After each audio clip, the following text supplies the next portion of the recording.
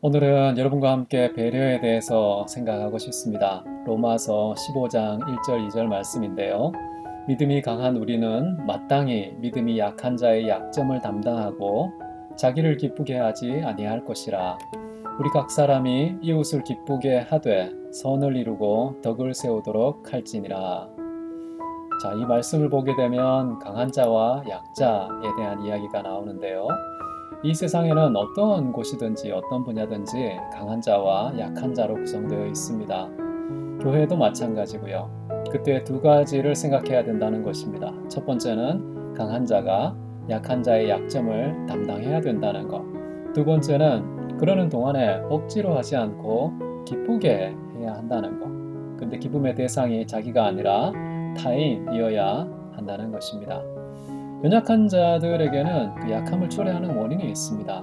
근데 문제는 아무도 약하기를 원하지 않는데도 이 불가피한 원인 때문에 연약한 자는 항상 연약해야 된다는 것이죠. 스스로 제거할 수 없는 이 연약함 때문에 누군가가 담당해줘야 되는데 사도 바울은 연약한 사람들의 연약함은 강한 자들의 몫이다 라고 말합니다. 14장에서는 약한 자들을 비방하지 말아야 된다, 멸시하지 말아야 된다, 좀 소극적인 대응을 말했다면 이제 15장에서는요, 적극적인 대응을 말합니다. 담당해야 된다는 것이죠. 담당하다는 거. 만약에 돈이 없다면 우리가 대출을 해주든지 아니면 무상으로 기부를 하든지 배고프면 먹을 것을 주고요. 마음에 상처가 있으면 사랑의 반창고를 붙여주고 마음이 메말라 있다면 감정의 따뜻한 체온도 공유할 수 있는 이런 판단을 내려야 되겠습니다. 그런데 과연 우리가 타인에게 이런 행동을 할 때에는 어떤 관계가 전제되어야 할까요? 저는 혈통의 가족보다 더 끈끈하고 친밀한 가족의 개념이 전제되어 있지 않으면 이런 행동은 기대할 수 없다고 생각합니다.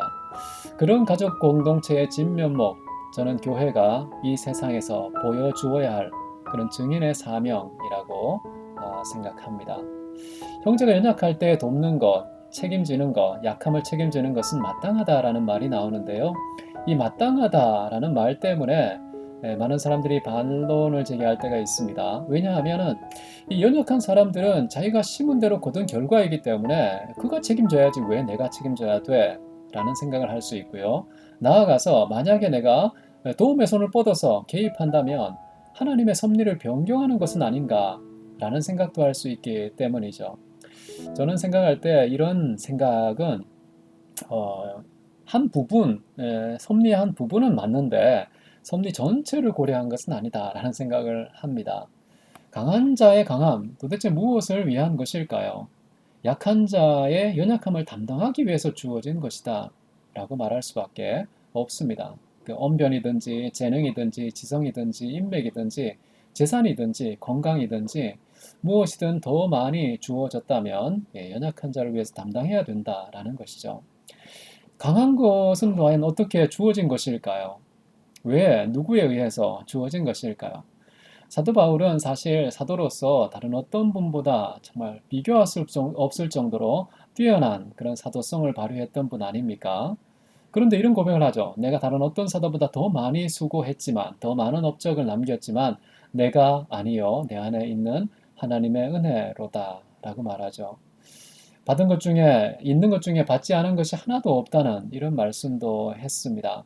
다시 말하면, 우리의 강함은요, 자랑이나 교만의 미천으로 작용하면 안 된다는 거예요. 그 모든 강함은요, 연약한 자의 연약함을 감당해야 된다는 것입니다. 나의 부요한 것으로 타인의 부족한 것 채우는 거, 이거 하나님의 섭리라는 것이죠. 이것은 누구도 거역할 수 없고요. 거역하면 안 되는 인생의 질서로서 하나님이 정하셨다라는 것을 받아들이면 좋겠습니다. 여러분 4세기에 활동했던 동방의 참 탁월한 교부 바실리우스 마그누스라는 사람이 있습니다. 그가 활동할 때 참 끔찍한 훈련과 무서운 전염병 때문에요. 정말 많은 사람들이 고통을 당했는데 그런데 유독 귀족들은요. 타인의 빈곤을 이용해서 돈을 벌고 타인의 불행을 땔감으로 삼아서 이득을 챙기는 아주 악독한 시대였습니다. 그때의 바실리우스는요. 이런 얘기를 했습니다. 누가 도대체 탐욕스러운 사람인가? 충분함에 만족하지 못하는 사람이라고 정의하고요. 누가 강도인가? 모든 사람에게 속한 것을 마치 내 개인에게 속한 것처럼 사적으로 취하는 사람이 도둑이다 라고 얘기를 합니다. 아니, 관리하라고 너에게 맡겨진 것인데 너의 소유물로 여긴다면 탐욕스럽고 강도가 되지 않겠느냐, 이런 말을 했던 것이죠. 지금 우리가 잡고 있는 빵, 굶주린 자의 것이라고 말합니다. 그리고 옷장에 보관되어 있는 옷도요, 벌거벗은 사람의 소유물이라고 말해요. 너의 신발장에 썩어가는 신발, 그거는 맨발로 다니는 사람의 것이다. 챙기지 말라고 얘기합니다. 마땅히 나눠야 될 것을 나누지 않으니까 도둑이 되는 것이고 강도가 된다는 뜻이겠죠. 그런데 어떤 영역이든요, 유능한 자가 무능한 자에게 나누어야 한다는 이 도덕적인 도리 때문에 더 유능하게 되려는 의욕을 상실하는 분들도 계십니다. 특이하죠. 어쩌면 우리에게는 일반적인 것이겠죠. 왜 상실하냐 하면요, 어차피 내가 노력하고 피땀 흘려봤자, 죽도록 고생해봤자 그 모든 유익이 타인에게 돌아간다면 헛된 게 아니냐, 왜 유능할 필요가 있겠느냐 라는 주장이죠. 일리가 있지 않습니까? 자, 근데 일리가 있다는 말 주의해야 됩니다. 우리가 그런 사고에 길들여져 있기 때문에 일리가 있다고 고개를 끄덕이는 거예요. 그런 사고가 우리 의식의 골수에 박혀 있기 때문에 나타나는 현상인데요. 저는 인간이 죄인이기 때문에 남이 소유하는 것보다는 내가 소유하는 게 더 좋아 라는 이 착각의 세계적인 보편화 현상이 아닌가라고도 의심합니다. 자, 이런 방식으로 그 착각은요, 인리 속으로 자신의 육체를 숨기죠. 그것을 모르는 사람들은 그 착각의 무비 판정 노예로 전락하게 되는 것입니다. 자, 이것이 바로 이기심이 세계를 지배하는 보편적인 방식입니다. 아주 은밀하죠. 하지만 소유보다 나누는 것이 더 좋다는 거, 이게 본래의 질서였어요. 타락 이전의 상식이었던 것이죠. 이것을 믿는 우리는요, 남에게 줄 것이 있기 위해서 일하고요, 동일한 목적을 위해서 공부하는 것입니다. 벌어서 남 주고요, 공부해서 남 주자라는 것이죠. 사실 우리 자신을 생각해 보십시오. 나는 내 것이 아닙니다. 사나주구나. 주님의 것이다. 우리 인정하지 않습니까? 자, 이미 우리는요, 누군가에게 소유되어 있는데 그런 내가 무언가를 소유한다는 것, 이 모순 아닙니까? 그렇기 때문에 바울처럼, 예수님처럼요, 나누는 거, 베푸는 거, 배려하는 거, 섬기는 거, 이것이 우리의 삶이어야 한다라는 것이죠.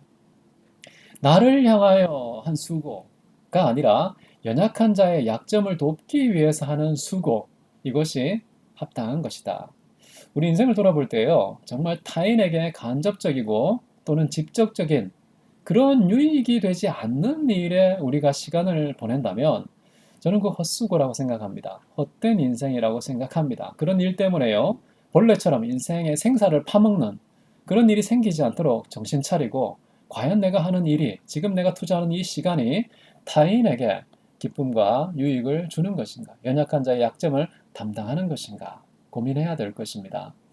정말 내가 수고해서 얻은 그 모든 유익의 궁극적인 수혜자가요, 내가 아니라 이웃이 되게 하는 것. 저는 이것이요, 하나님의 의도라고 생각합니다. 세상에 정해진 본래의 질서라는 것이죠. 정말 인간의 상식을 농락하는 이기심의 그 보편적인 착각, 이것을 성경의 질서로 교정해야 되지 않겠습니까? 본래의 질서로 왜곡된 무질서를 점령하는 것, 저는 교회의 사명이라고 생각하고요. 그런 가치관을 세상에 수혈하는 것, 세상에 큰 선물이 된다라고 생각합니다.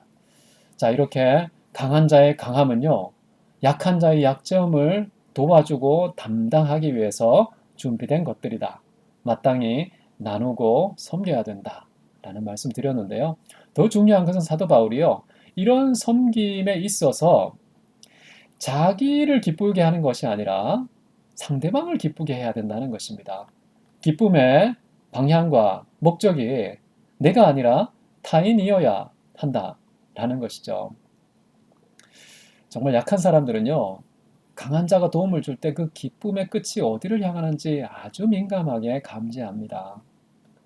자신이 마치 강한 자들의 만족감을 위해서 하나의 명분으로 동원되고 있는 것은 아닌지, 사회적으로 뭔가 그럴듯해 보이기 위해서 옆에 연약한 사람들을 끼고 자신의 유익과 기쁨만 챙기는 것은 아닌지, 이거에 대해서요, 다 압니다. 모르는 것 같죠? 그렇기 때문에 강한 자는요, 약한 자의 연약함을 담당할 때 약한 자가 거북함을 느끼지 않도록, 그리고 뭔가 동정심을 느끼지 않도록, 수치심, 부끄러움 이런 게 생기지 않도록요. 나의 기쁨을 기준으로 섬기지 않고 약자의 연약함을 감당할 때에도 그 약자의 기쁨을 기준으로 삼아서 그것을 향하여서 도와야 한다라는 점이죠. 자, 2절을 보시면은요. 우리 각 사람은 이웃을 기쁘시게 한다라는 말이 나오고 덕을 세우는 선한 일에 이르러야 된다라는 말이 나옵니다. 여기 중요한 것은 두 가지인데 첫 번째는요. 이 타인을 기쁘게 한다는 이 교훈, 이것은 연약한 자에게만 국한되는 것이 아니라요. 이웃 전체에게 확대해야 된다는 것이죠. 범사에 우리 주변에 있는 모든 사람들을 향하여서 우리를 하나님을 기쁘게 하되 이웃을 먼저 기쁘게 하는, 나를 기쁘게 하는 게 아니라는 겁니다. 나아가서 기쁨의 성격은요, 단순히 찰나적인 그 감정의 웃음만 촉발하는 것이 아니라 덕을 세우기 위해서 선을 행하는 것까지 이르러야 한다. 이웃의 진정한 유익과 기쁨은요, 외적인 물질의 공급에 있지 않습니다. 내적인 그 덕의 함량, 그런 것까지 배려해 줄 때 진정 이웃의 정말 질이 다른 기쁨을 선물하는 셈이 될 것입니다. 눈가림만 가리고서 사람을 기쁘게 하는 자처럼 하면 안 된다는 뜻이기도 합니다. 하나님을 기쁘시게 할 때요, 원수라도 더불어서 기쁘게 한다라는 말씀을 우리는 믿고 있는 것이죠. 자, 어떻습니까? 그 배려의 경지가 과연 우리는 어디까지 이르렀는가 한번 돌아볼 필요가 있겠죠. 먼저는 혹시 우리에게 좀 더 강한 것이 있다면요. 그 강한 것의 쓸모는 나 자신을 위한 것이 아님을, 내 주변에 있는 모든 이웃들에게, 특별히 연약한 자들의 약점을 마땅히 담당하도록 하나님께서 관리하고 사용하라고 맡겨놓으신 것이다 라는 점을 기억해야 되겠고요. 그렇게 강한 자가 연약한 자의 약점을 담당할 때 자칫 약한 자의 마음에 상처를 줄 때가 있습니다. 그러면 안 되겠죠. 그렇기 때문에 나를 기쁘게 하는 것이 아니라 상대방을 기쁘게 한다는 그 기쁨의 방향이 아주 중요하다라는 얘기를 했습니다. 자, 오늘은요, 우리가 과연 내가 연약한 자의 약점을 어디까지 도와야 할까? 주변에 있는 모든 사람들을 한번 곰곰이 생각해 보십시오. 모든 사람은요, 연약함이 있습니다. 그래서 반드시 도움을 받아야 돼요. 근데 그 도움을 줄 수 있는 자로 하나님께서 나에게 좀 더 강하게 만들어 놓으신 것이 있다면 그것을 가지고 연약한 약점, 사람의 약점을 도와주십시오. 그리고 도와주는 그 대상이 오늘은 한 사람이지만 내일은 두 사람이 되고 점점 범위가 넓어지는 그런 섬김, 배려, 우리 그것이 삶이 되도록 우리가 끊임없이 달려가야 된다라는 생각을 해봅니다. 자, 오늘 어떠셨습니까? 오늘 배려의 경지라는 주제를 선택하긴 했는데요. 저 자신이 그런 삶을 살지 못하니까 삶으로 보여줄 수가 없습니다. 그냥 이렇게 말로 들려주기만 하는데요. 저 자신도 이 말씀을 따라 분발해서 예수님의 말만 배우는 것이 아니라 예수님의 삶을 따르는 그런 진정한 제자도의 삶을 저와 여러분이 함께 살아가면 좋겠습니다. 오늘 여기까지 하도록 하겠습니다. 다음 주에 뵙겠습니다. 감사합니다.